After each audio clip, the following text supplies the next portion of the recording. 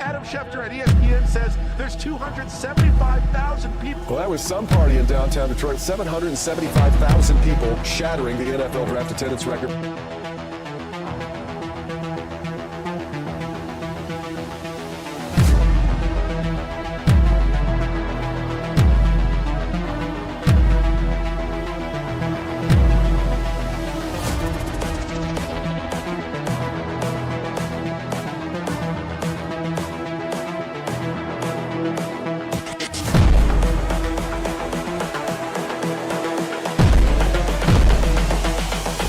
This is the future.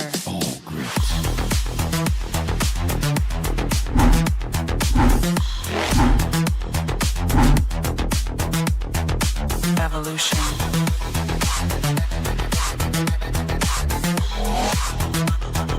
This is the future.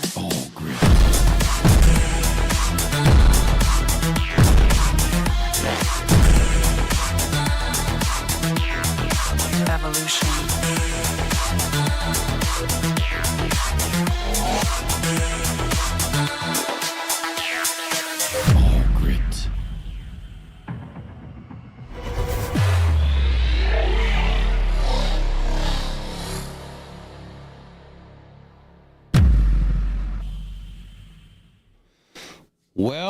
Well, you guys thought it was going to be easy.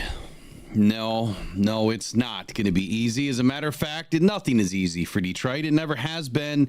And honestly, we don't care. Because that's how much we believe in this team. We just don't care. We're going to show up. We're going to play. Whether we beat the 49ers or not, it doesn't matter. I still expect the Lions to walk in and lay their hammer down. But whether we win or not, it does not matter tomorrow night. Dan Campbell can let the whole team just take the night off and put in all the backups and stay healthy for the next matchup, which is the Vikings. Now, of course, this is what the NFL wanted, right? They wanted a Week 18 matchup. They wanted this to come down to the final moments, and I'll be damned if those Packers were ever going to think twice about showing up today. It doesn't matter. It didn't matter for them. It didn't matter if they won or lost. It only mattered for the Lions. They didn't do us any favors, nor did we expect them to. But I played the old intro because when I made that intro, there was a theme for this season that I was putting together, and that was evolution. This team has evolved. This team has taken 4 seasons under Dan Campbell and Brad Holmes of evolution. Every year they're turning the roster, and every season it's getting better. And we've had an evolution of coaching staff from 4 years ago till now that has been the same, largely been the same. And we've watched the team grow. We've watched Jared Goff go from taking over a team that had absolutely no weapons, couldn't do anything with the team his first season, to now he's one of the best quarterbacks in the NFL, and he's breaking records left and right. We've seen a 4th-round pick in Amon-Ra St. Brown, who everybody cast away. He wrote every name in a little black book, and he showed up every season after that rookie season to be one of the best receivers in the NFL. This team is about evolution, and they've evolved to not let things slip away next week. Tomorrow doesn't matter, but it still matters to the Lions. It still matters to us because we want to walk out of this season knowing that they gave everything that they have to making a good Super Bowl run. And without a number 1 seed, it's going to be tough. But like I said this last week and the week before, even if we don't get the 1 seed, it does not mean we don't have a chance at hosting a couple of playoff games. It all depends on what happens in the wild card round. Now, I don't know the exact scenario, but I think it's pretty simple. As long as the Lions have a better record than any of the other teams, they would get, or at least the team that they are facing, they would get the opportunity to face or to have the home game. Which, as it sits right now, when you look at this playoff predictor and the matchups that would be going on, the Lions have a better record than all of these teams. And it's by a wide margin. The Philadelphia Eagles is the only team right now, and the Minnesota Vikings are the only other team that is even close. So I want to bring in the playoff predictor. Let's talk about it for a moment. Let's see what we have going on. How's everybody doing tonight, by the way? I don't even know how many people we have in tonight. I don't have the other screen open.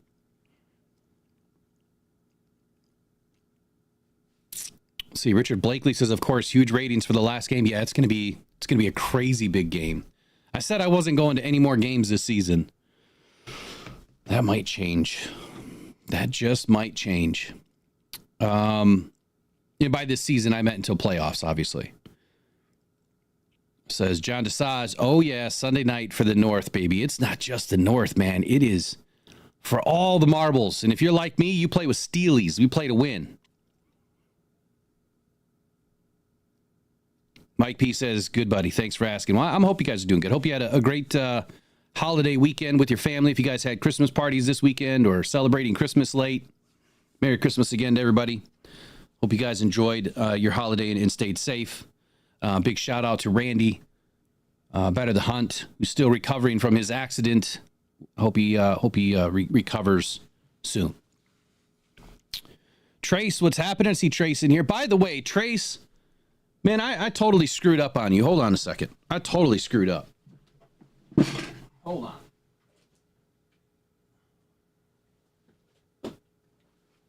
So I owed Trace a helmet. And I got a call or I got a message, I'm sorry. Got an email from somebody that won a helmet.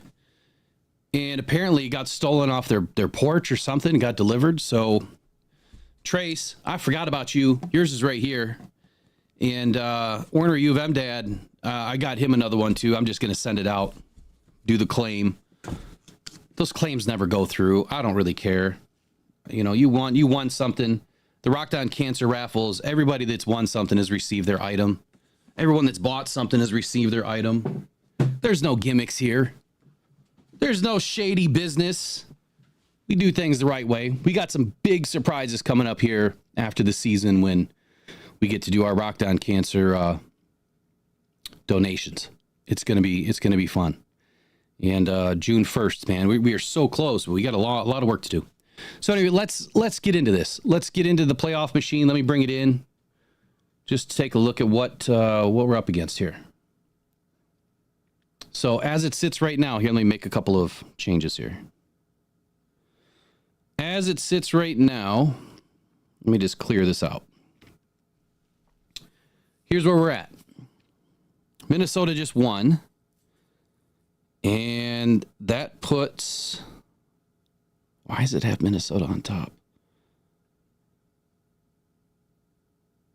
Yeah, so Minnesota is temporarily on top because we haven't played our game yet.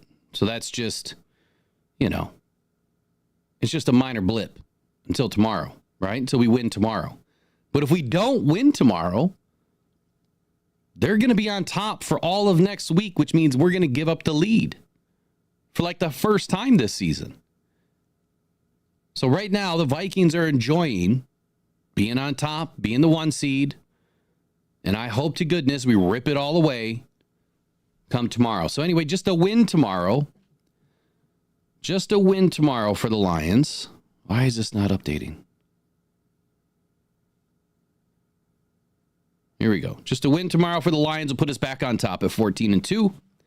Projected as 14-2. And that would put Minnesota back to the 5th seed. So right now the Lions are playing for the 1 or the 5. Let me say that again. Right now the Lions are playing for the 1 and only the 1 because that's what we're going to get is the 1 seed. So Lions win tomorrow. Obviously we take the lead. If Washington wins tomorrow, Washington becomes the 6th seed. Green Bay becomes the 7th seed. And I believe that's it for this week for games. And then next week, I don't think there's any doubt in the world that the Eagles are going to win.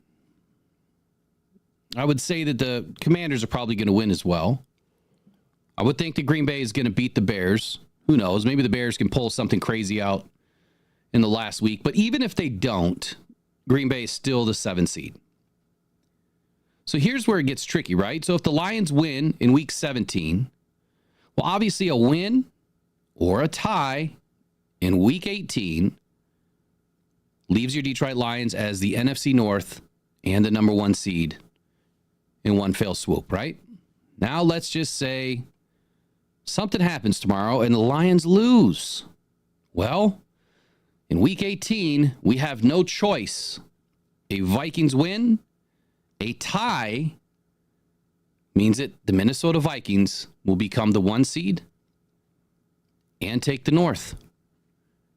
But if the Lions win, we are back to where we belong at 14-3, which, if you guys remember, I'm sure a lot of you do. I throw a few receipts out from time to time. 14-3 is where I projected our Lions to finish this season. And 14-3 is what I said would take the 1 seed and the North. And that is a spot-on call, because right now, if we're 14-3, those two scenarios are 110% accurate. But I would love to see that call get blown up in my face and the Lions go 15-2.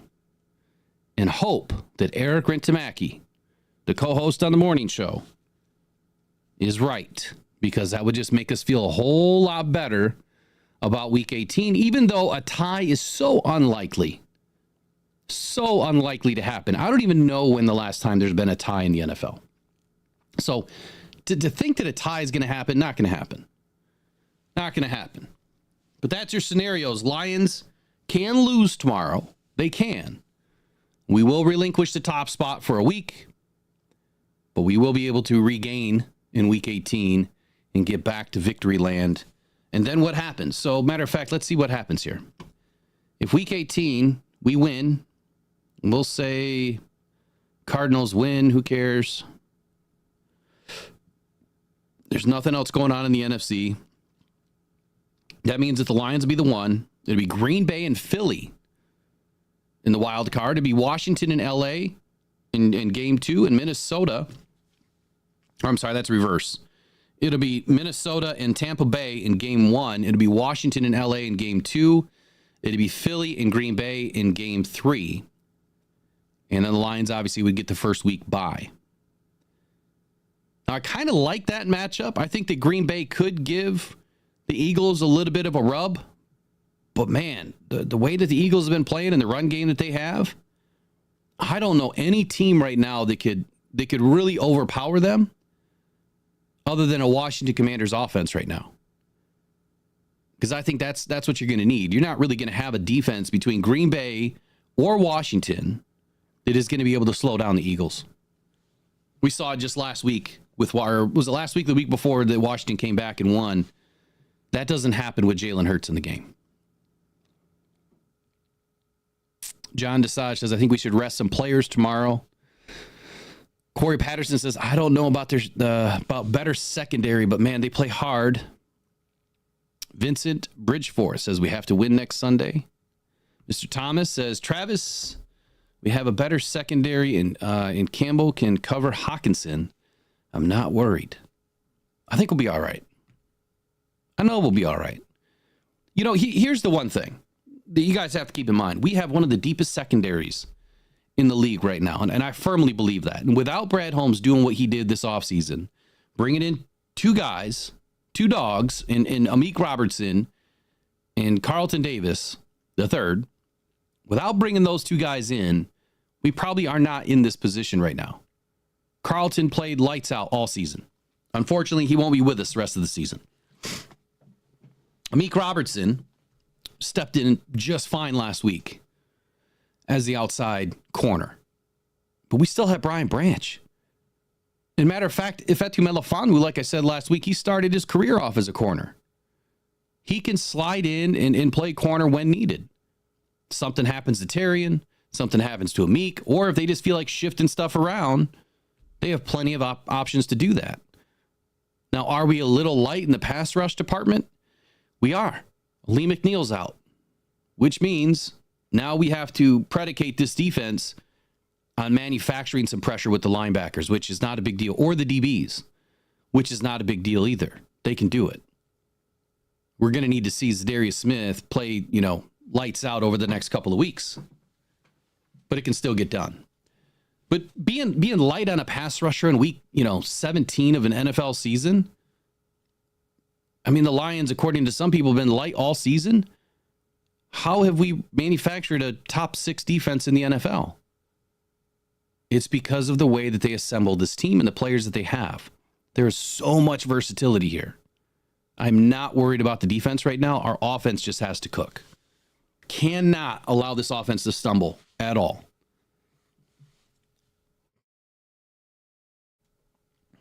Yeah, Jason says a wild card team at 14-3 is nuts. You know what's really nuts?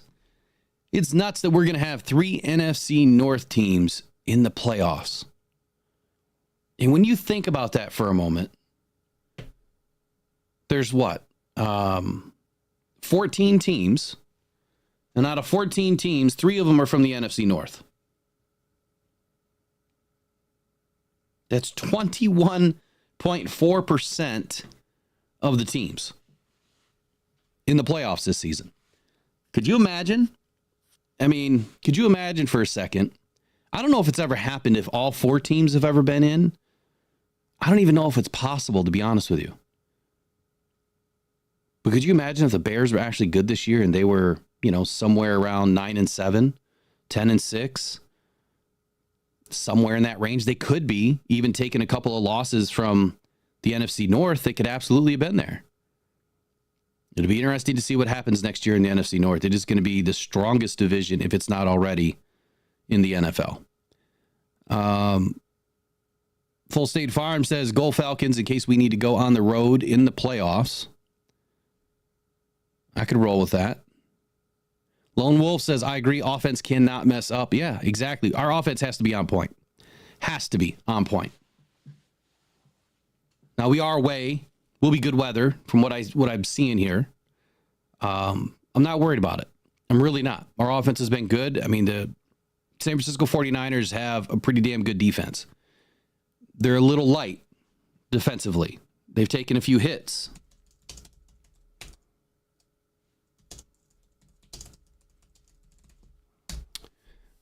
Matter of fact, let me look at the final weekend report here.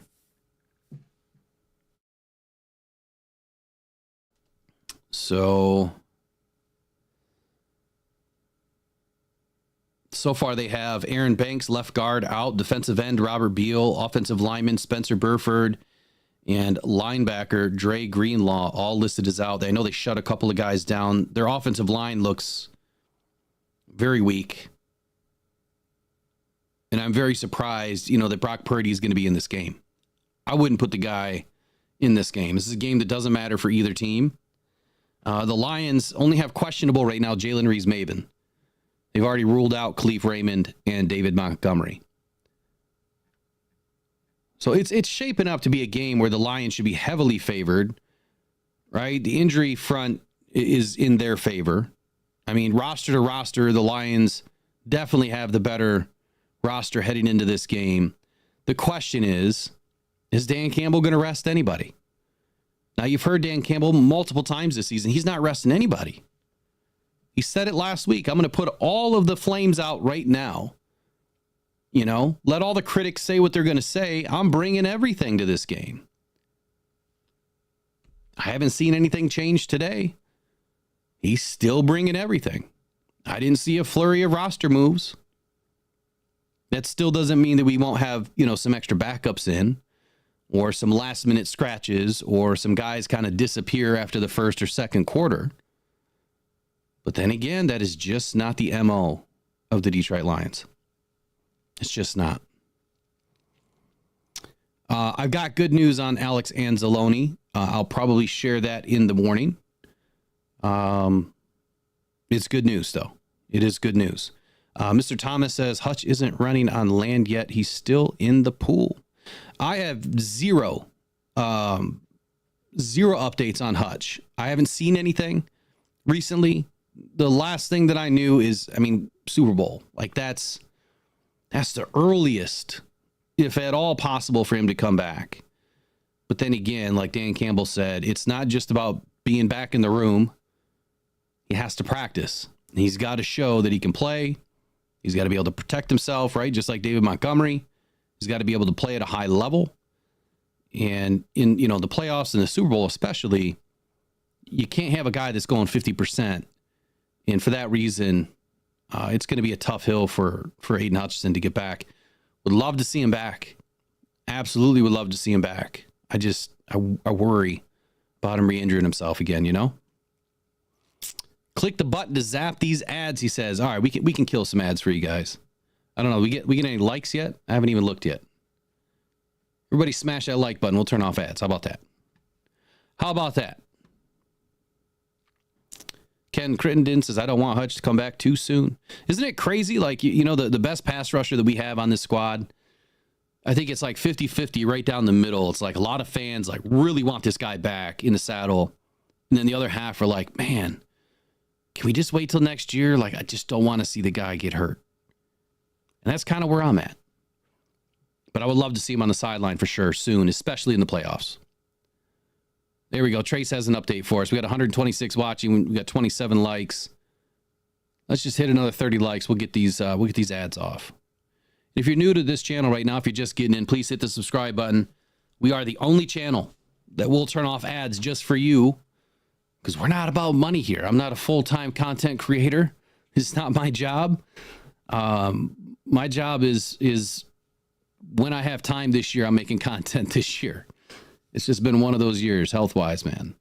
Cancer sucks. That's why I'm doing what I'm doing with Rock Down Cancer Foundation. Is ever since cancer hit me last April, it has just been tough. You know, last year I had a pretty decent year, and this year just the wheels fell off. So it's just I do what I can. But next year, I'm hoping next year is going to be different.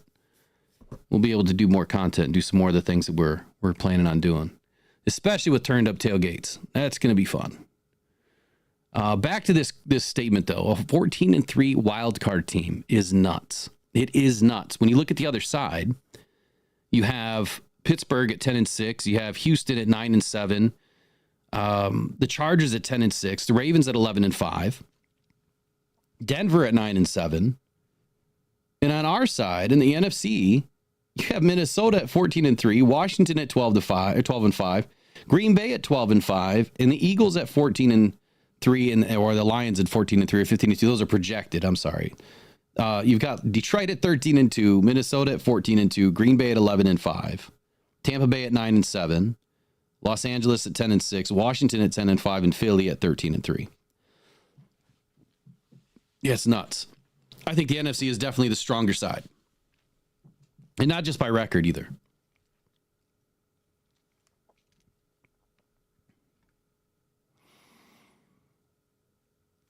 Let's see here. Always fighting, Mr. Thomas. Always, each and every day. That's why I chuckle when I hear the things that I hear from members and audience, you know, members and supporters of this channel. The things that I hear, it just is laughable. Full State Farm says, I think you just need to run the ball a ton and shorten the game. So here's a question for you guys. How much of Jahmyr Gibbs do you want to see tomorrow? Like first quarter and slide in Craig and Vaki and Jamar Jefferson the majority of the game if the Lions either have the game in the bag or whether it even matters to them? Because honestly, they don't have to win the game tomorrow. You know what I mean? Like it's a meaningless game, but nothing is meaningless. Like you can't go out there and play football half-assed because you're going to get hurt. That's when people get hurt. They're going to have to go all out. All out. Yeah, throwbacks from what we heard, throwbacks for Week 18. And I did hear the rumor about Calais Campbell. Look, there's just a lot of clickbait out there. You know, there's a lot of rumors out there, but that is one that, I mean, it actually has some legs. I just don't know if it's going to happen. The Vikings are also interested in Calais Campbell. But you're going to see this from everybody. I mean, like every time a player gets released, anytime a player, gets waived, it doesn't matter the level of the player. It's, the guy's always coming to the Lions. Always. And at 99.9% of them, they never come to fruition. But this is one that, if there's even a shot in the dark that the Lions can make it happen, it would make sense. Yeah, he's 38 years old, right? He's old as dirt, but he's playing at a very high level for how old he is. And it's not like he has a ton around him.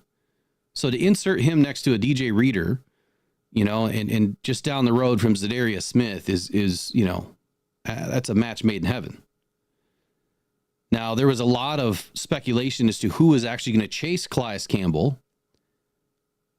And if the Dolphins actually end up releasing him, how many teams were going to try to go after this guy? So the Vikings could be one. There was discussion that the Ravens were another. And, of course, the Lions are somewhere in there. They're expected to be interested, right, in Calais Campbell when he's released. I would expect that the Lions would put in a waiver claim no matter what. But then there's also a front runner called the Kansas City Chiefs that are also interested in Calais Campbell. So everybody's interested. The question is, where are we in the waiver claim process? And I don't understand, and I forgot to do the research. I don't understand the waiver claim process for a 38-year-old that's been in the league for 17 years or whatever. I don't understand it. I really don't. So if you know, enlighten me, because I didn't look it up.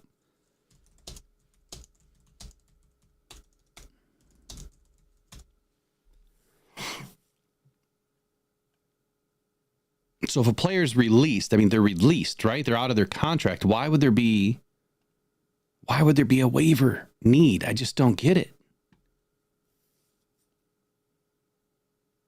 And see, that's the thing, Theodorio of Villarreal, that I was under the impression with, is that when a player has more than 3 years of experience in the league, you call it a 4-year vet, that they have the choice, right? If you're released from your contract, then you have the choice of going wherever you want. It's just like some of the guys we have in the vet squad and the practice squad, right? A team can't just come and poach them from us. They have to want to go sign with that team. So if you're under 4 years of service in the NFL, well, then you're bound by the waiver process. That's my understanding. So a guy that's 38, that's played in the league this long, I don't understand the waiver process. Like, it just doesn't make any sense to me. I don't know if people are misunderstanding this or if I'm misunderstanding it. Because this one, if it's post the trade deadline, I don't know.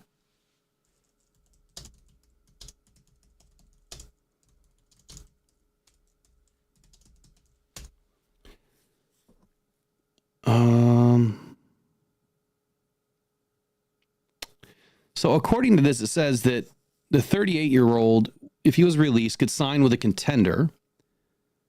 But so here it is. It is the trade deadline. So I knew it had something to do with that. It's because the trade deadline is passed, all players, regardless of veteran status, are subject to waivers. That's why Campbell will have to hit the waivers. So there you go.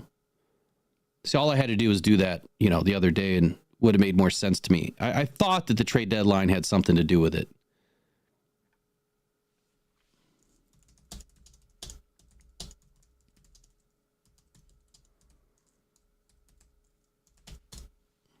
But the next question is, where are all the teams right now in the waiver wire order? Let's take a look. Pretty sure the Lions are near the end. And they are. They're number 31. Kansas City Chiefs are 32. Philly's 30. Buffalo's 29. The Vikings are 28. The Packers are 27. The Steelers are 26. The Ravens are 25. The Commanders are 24. The Broncos are 23. The Houston Texans are 22. The Chargers are 21. The Rams are 20. The Bucks are 19. So out of all of these teams, here's what I would probably say. If you're not a playoff team, they're not going after Campbell. But you have all of these teams in front of the Lions. And if he thinks that any one of them is a contender more so than the Lions, I think that's your answer. I think the one thing that we have going for us is that we have a big hole to fill with Lee McNeil, which means that Campbell would get a ton of snaps. I don't know if any other team would play him, 100% of the time or 60 or 70% of the time based on their roster. So that's the other thing. He could get a ton of snaps in Detroit. I don't know if he wants, that type of a snap load, or if they would work something out, and try to rotate him in and keep him as fresh as possible. So, yeah, it's interesting, right? It's interesting. Things could get really crazy in the next week. If he chooses to retire, if he is claimed by a team he don't want to play for, yes, he can. Yes, John, that's exactly what you just said. He can choose to retire if he's claimed by another team. And see, that's the other thing. Like, same thing with Shaq Barrett, right? If, he was released, if no team really wants to allow him to play, then they just have to pick him up and then he'll retire again. I thought he got picked up by somebody, didn't he? Yeah, he went to the Bucks, I thought. It's craziness. So he's back in Tampa. That sucks for the Lions. Would love to have seen him get an opportunity. But he's going right back to a defense that he fits well into. He was there, last year? So he's very familiar with what Todd Bowles and this Bucks team does on their defense. So he's going to be a problem. If the Lions have to face him, he's going to be a problem for us. I just don't think that there's too many problems that the Lions haven't faced already this season. There's no mountain too tall that they can't climb at this point. We've been, everything, including the kitchen sink, has been thrown at the Lions this year. Everything. You name it. We've gone through it. Let me get these ads turned off for you guys. There you go. I wasn't planning on coming on for a ton tonight, so I'd like to get some questions from you guys. First one was, Gibbs, how much do you want to see Gibbs tomorrow night? Would you rather see him be on a pitch count? The first answer I saw was the 313 Thug Boss says 15 plus carries for Gibbs. That's probably likely. Probably likely. I don't know that I agree with it. I guess it depends on what's going on in the game. I'm hoping that we see, just like with the Sonic and Knuckles thing, right? One drive, it's the Lions, or one drive for the Lions, it's Gibbs. The next drive, it's Montgomery. And then, beyond the 20-yard line in the red zone, it was, Montgomery the majority of the time. It just depended on what the Lions were seeing. Sometimes they put Gibbs down there and he'd run some outside zone and he'd make everybody miss. Man, Gibbs is wild on the outside. I love seeing him work close to the goal line. Nobody can really beat him to the corner or to the pylon. So it'd be interesting to see what they do tomorrow night. Are they going to have the same style of offensive play calling where, you might see Gibbs for one series and then you might see more Craig Reynolds and Jamar Jefferson the next series, mix in a little bit of Aki here and there? I don't know. Your guess is as good as mine right now. Are we going to see a lot of Amon-Ra tomorrow night? He's been banged up.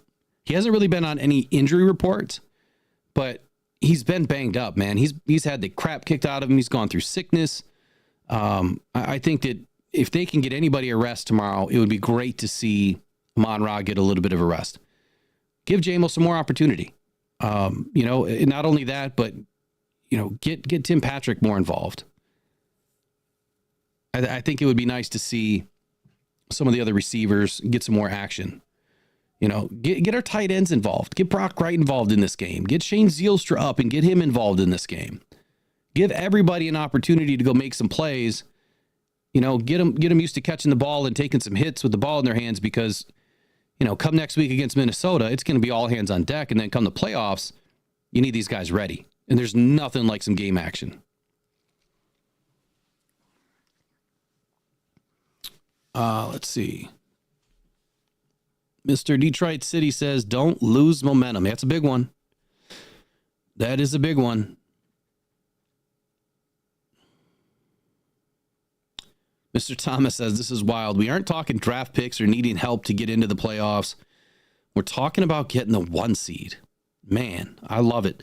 And you know what's nuts is it's week 18 one seed talk. Like it's going all the way down. And that was another conversation that I had on the morning show was, you know, at what point were we going to get in the season that the North was going to be decided? And I thought that it was going to be the Packers that were going to take this, they were going to take this, you know, into the deep waters to at least week, 15 to 17. Nope, it's been the Vikings. Even though I said, watch out for those Vikings, don't sleep on Sam Darnold, and everybody thought I was nuts, here we are. They are a thorn in our ass right now, and they've got some playmakers, and they've got a really good defense. This is not going to be an easy home win in week 18. I was like, I'm not even excited about the game tomorrow. I mean, it's great to get revenge against the 49ers for what we did to ourselves. I mean, really, it's you're getting revenge against yourself. I don't know if anybody's had that conversation yet. We screwed ourselves last year. I remember sitting in the stands at the game, at the NFC Championship.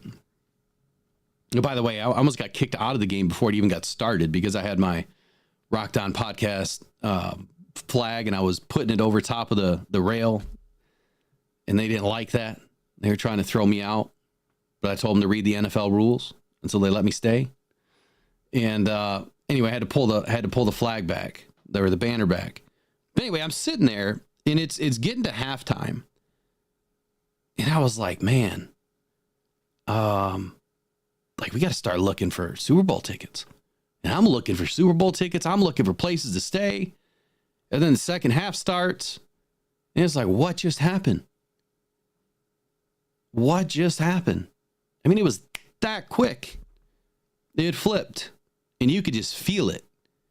As soon as that energy flipped, man, we can't have that happen again.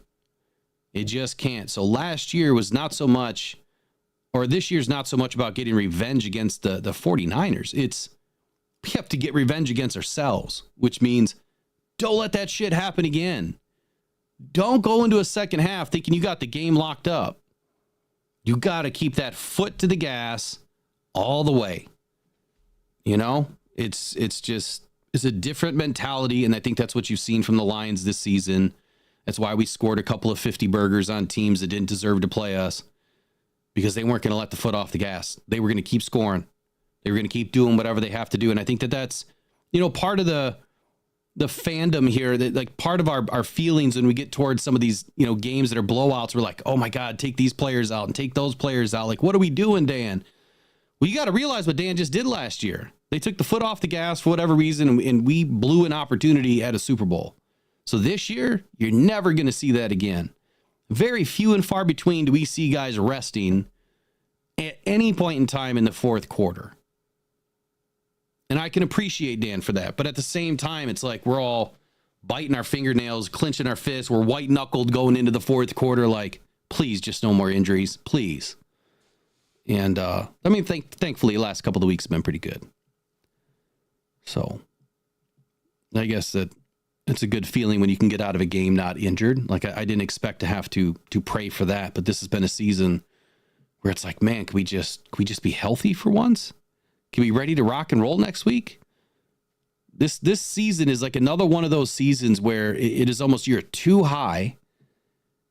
If it came crashing down, I think it would feel worse than last year, quite honestly. So that's why it just can't happen. Just can't happen. Yep, Ken said, Dan Campbell said we're bringing everything, and we are. I'm expecting it. I'm expecting everything to be on point tomorrow night. Detroit City says Brad Holmes refused to make any moves at last year's deadline to put us over the top. I'm sorry, but they are simply not allowed to take their foot off the gas after they didn't go all in last year. I agree and disagree with that. I think that, we were in pretty good shape. Defensively, I think that the move would have been in the secondary. To be honest with you, I think that the secondary was the issue. It was a big issue. We didn't have a secondary like we have this year. If you flip-flop this secondary into last year's team, last year doesn't happen. This season, what a difference.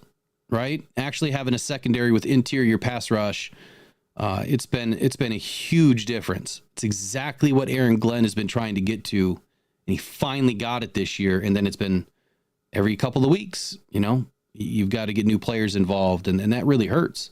And to that point, and I know there's a lot of people that talk about it, like you need pass rushers, or you need more defensive line help, or whatever it is, or more linebackers. I mean, guys, ladies, I got to be honest. There's only so many players out there, and there's only so many that are available. There's only so many that fit the team, and then they have to be willing to either trade those players before the trade deadline, or those players have to be willing to come to your team and sign with you in free agency, before the season even starts. And I think that's the big thing that is missed. Even though we may see all of these videos that get pumped out about, does this player make sense, or does that player make sense, or, would this player fit, or that.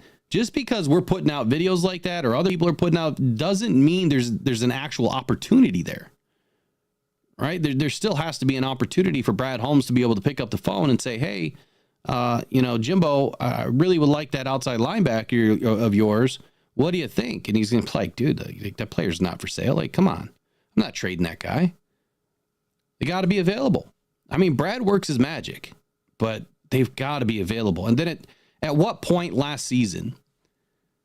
Well, let me back up. So Brad Holmes did say at some point last year that they were trying to make a run for Danielle Hunter. And that was right before the trade deadline. But at what cost? See, that's the problem. At what cost? So when your team is up against it and you really needed some help, like this year, we were way up against it. Those other teams were going to nickel and dime Brad as much as possible. What a player that normally would go for a fifth, I'd like a fourth and a seventh. I might just take a third. That puts you out of the market quickly. And I think Brad holds the line pretty well. I think he's a pretty smart dude. And he knows what those picks are worth to him picking in the NFL draft, and maybe what those picks are worth to the opponent, that are picking in the NFL draft. And I think that he covets what he does in the draft more so than the other teams. He'd rather have those picks. But I hear you. I mean, again, we're never going to see a season like this again, I hope. This is a season that you can't say, well, Brad didn't do this, or Brad did everything he could. Now, you can't have 23 guys on IR and expect to have a plethora of any one position on your team. You just can't. It's just not physically possible. It's really not. So I'm excited to see what's going to happen over the next, 8 days? We got 2 games in the next 8 days. I'm excited to see what's going to happen. No matter what happens, I think the Lions are going all in. They're going to give it everything that they have. We've suffered a lot this season. This is the most important 8 days of the season right here. And I bet you everybody's locked in. Everybody. Fleeting says they need to add a second bye and add the fourth preseason. That would be a tough one. I don't think that they could add a fourth preseason and a second bye. I think the second bye is coming. I think it's coming when we add the 18th game. I think that's when it's coming. And according to Roger Goodell, he said that more than likely is going to happen at the next CBA, which is in about 4 more years. So when the new CBA is agreed to, they're hoping to get that 18th game in. But I guarantee you these players aren't going to do it without a second bye. And I think that there's a really easy way to do this. Yeah, the second bye, but you got to add another week to the season. Yeah, not the season, not the preseason, John. Yep, I'm with you there. And I'm a huge supporter of the second bye, because you watch what the Lions have to go through every Thanksgiving. We're playing too many games in too little a days, and it's just not enough rest for any team. I don't care what the team is. I don't care who they are. Those guys need more than, 2-3 nights of rest. They need at least, even a week is not a lot of rest, but they're able to do it. And I would say that they need to put that in the CBA, that no game should ever be played without a minimum of like 6 nights rest. That means no Sunday games and then turn around and playing on Thursday. If they're going to do it, they're going to do it right, and they give these guys, 6-7 nights of rest between games. I like that one too, Full State Farms. He says they also need to allow more guys to be active on game days. That's a big one too. They need to expand this roster. I know that they did it, throughout the COVID era. They had some COVID rules, which have now disappeared. But I think they need to expand these rosters to at least, we have 53 now. I think it's 69 total, and I think it's 48 on game days. They should just leave it at 53 and 53 on game days, and expand this roster to like 60. Maybe you go to a max of 70 players or 72 players on a full roster, but you can have 60 guys on your active, your active roster.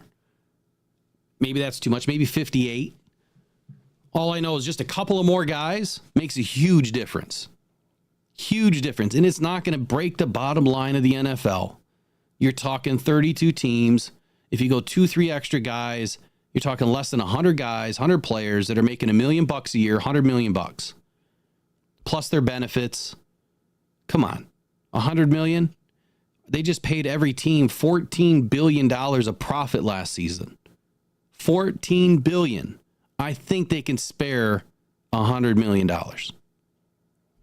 across the league, right? I think each team could probably spare $1 billion, but they won't.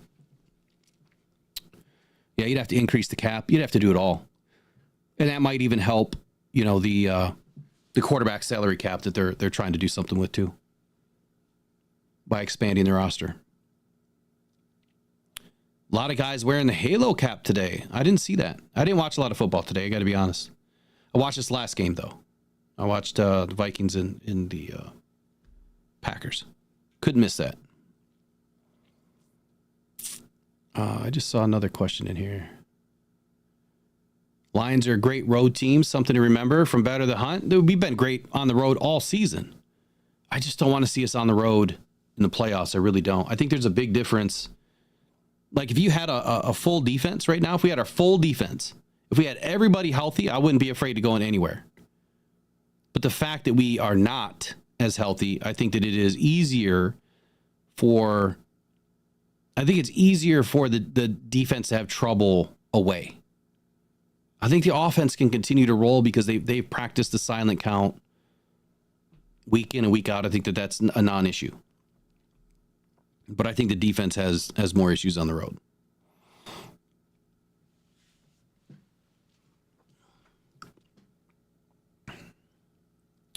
Max Crosby news. Let's see here. So, there was Max Crosby and Myles Garrett, right? And so I spoke about it the other morning. Look, these guys, I understand where they're at, right? They're kind of sick of going through these rebuilds. They want to play for a winner. They don't want to have to go through coach after coach after coach. Matthew Stafford's a perfect example of that. He was in Detroit for a long time, going through coach after coach after coach. He just said, I've had enough. I've had enough. I want out. And at some point, Myles Garrett and Max Crosby are going to say the same thing. They didn't quite say that, but they said, they have to start thinking of themselves. I get it. But then again, when you look at where the Lions are and the guys that they shop for, it would take a lot to bring those guys in. A lot. You're talking a couple of first-round picks for either. Big salaries. I don't think it ever happens. If it was going to happen, it would have happened by now. I truly believe that. If Brad Holmes would have offered, the Raiders 2 first-round picks for Max would have been gone. If they would have offered the same thing for Myles Garrett would have been gone. He would have been on his way to Detroit in the matter of 2.5 hours. Guaranteed. Those types of F them picks are not coming from Brad Holmes. He's not going to F them picks.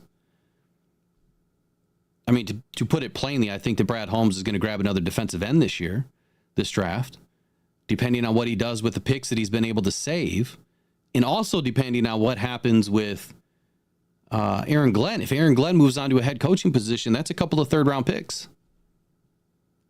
So depending on what happens, we could be flush with picks again. And I think that's where Brad Holmes is going to re-up this roster, and we're going to be just fine.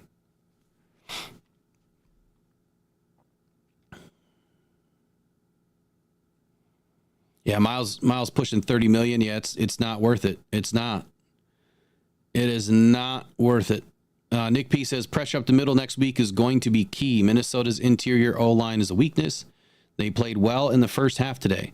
Well, thank goodness we have DJ Reader in the middle, right? I just hope that we can find another way to get to Sam Darnold, and I'm going to give you the secret answer to the test, right? I think it's going to end up being either Jack Campbell, most likely Jack Campbell, that is going to get an opportunity to rush Sam Darnold in Week 18. Not only that, I think it's going to be Iffy. I think Iffy is also going to do a large amount of blitzing on Sam Darnold in Week 18. As long as we can get to the quarterback, it doesn't matter how we get there.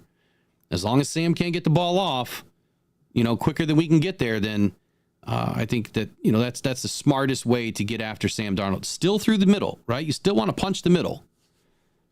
Put you guys out in the wide nine a little bit more. I'm not afraid of Sam's feet one bit. He has a really good arm. You just got to shut him down. And Anzalone will be back. Yeah, it's just he's not going to be back next week. All right, so here's the secret. His clock's starting next week, from what I've heard. It's going to start next week, and then he'll be back hopefully by, playoffs, but he'll have a couple of weeks to kind of get his feet underneath him. That's the secret. Anzo's clock's starting next week. It's too bad that we're not going to see Raymond this weekend. I really like to see what he's going to be able to do possibly next week. Is that what they're thinking? Possibly be able to see Raymond next week, Week 18? Again, is that a game that you want to install a guy that's now just coming back off of injury? I don't know. I guess we'll see. We'll see what happens next week with the practice reports. I think Anzalone's just going to be ready to rock and roll. So he's got his legs, right? You got to remember it's an arm injury. So it's not like he couldn't run. He can still run. He's been running, I'm sure, this whole time. So his legs are going to be fresh and they're going to be ready to rock and roll. I'm not worried about Anzalone one bit. I think he's going to get reinserted into this defense and he's going to play great.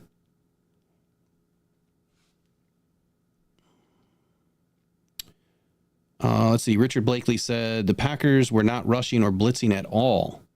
The Lions will contain Darnold much better. That's interesting. Let me take a look at some stats real quick. You have to bear with me for just a sec so I can actually pull it up. What week is this? This doesn't look like the right week.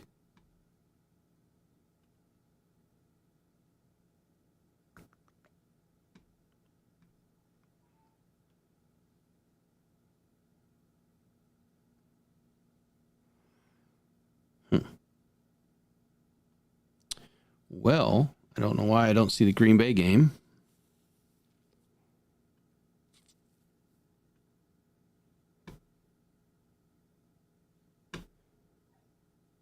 Okay, so passing. Let's see what happened with old Sam Darnold today.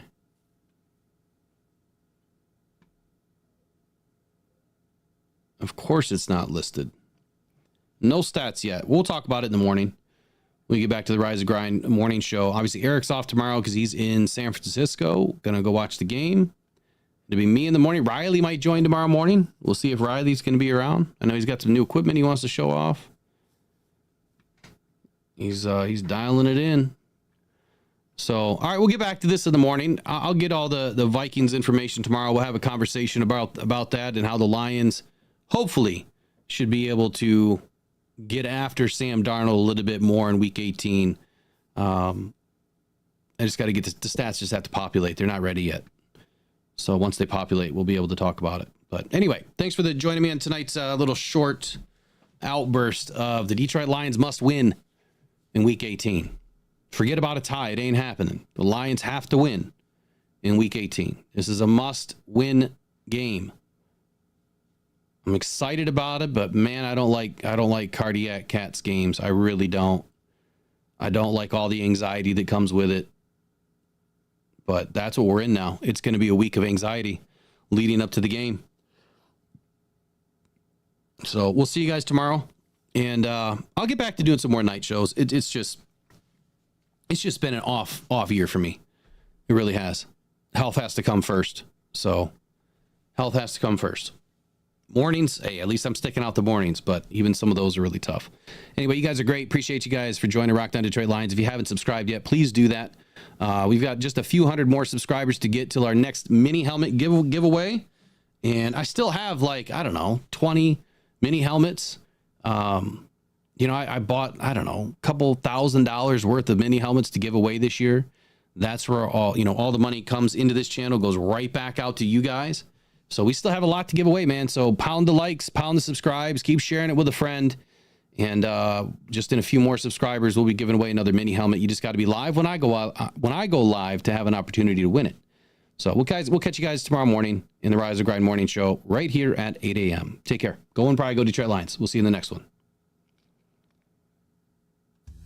Every day, thousands of people are discovering Uper Lights, Michigan's newest, funnest rock to go find on the shores of the Great Lakes. Don't go out with just any light. Try the Convoy C8 from uperlights.com. It's guaranteed for life, and you'll find all the ones everyone else misses. Quality UV lights that are perfect for Uper Lights with prices starting as low as $20. Please make sure to visit uperlights.com for all your UV flashlight needs with the best guarantees on the market. Just what you wanted and not what you didn't.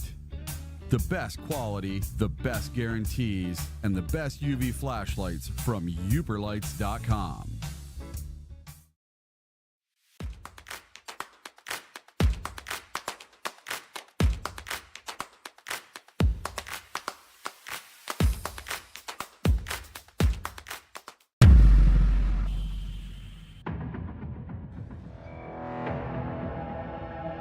Adam Schefter at ESPN says there's 275,000 people. Well, that was some party in downtown Detroit. 775,000 people, shattering the NFL draft attendance record.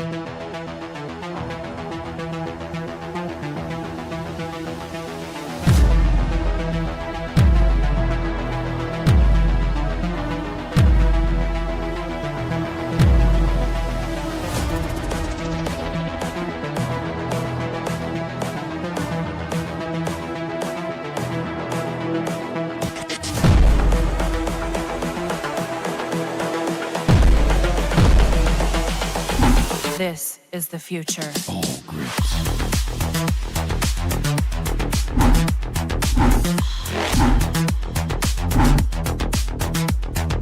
Evolution.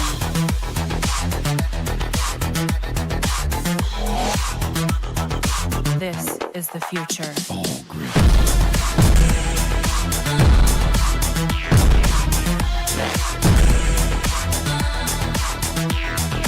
Evolution.